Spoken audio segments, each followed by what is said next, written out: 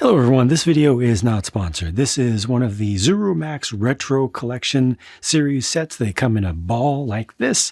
They cost anywhere from $8 to $10 usually. Sometimes you can get them for less than that.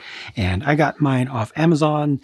I've seen them at Target and Walmart. You know, they're pretty well distributed, and these are the ones in this particular series, but you know, this company makes a whole lot of different little products like this. Again, comes in a little ball. You just take the wrap off and then the halves separate, and then you get a bunch of familiar looking styles of parts. And this particular one here makes obviously a classic original Macintosh, later rebranded to the Mac 128K.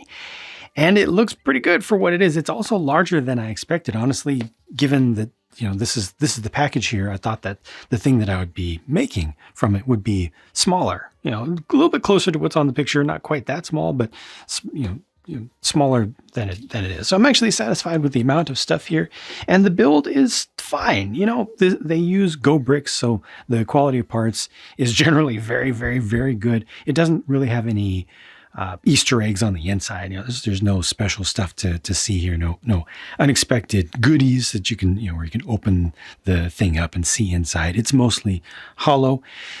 But I think that's actually a good thing, because they just put their effort and budget into making this as large and right looking as possible. The worst thing about this is that you do have to tie the strings to represent the cables here. They gave us a 2-button mouse, so that's super fancy. Should have gone with just a single button. Maybe not as many people would recognize that though. But I think the keyboard looks pretty good. But again, you do have to tie the string. Because basically these are like studs, but with a hole in it and not a stud on top. So I guess an anti-stud with a very small hole. So you have to push the string through and then tie it. Just a single overhand knot is all that it takes to secure it in there. I guess I got this just a little bit off here.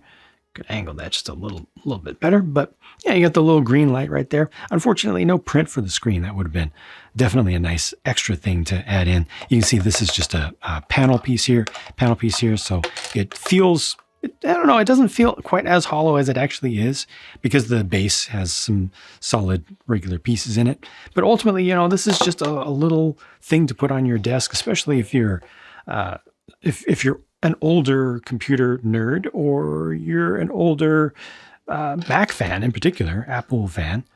And yeah, I think that it turned out well. I think that the value here is good. Once again, the part quality is good, and it's just a nice little thing to have on display. And that's really just it.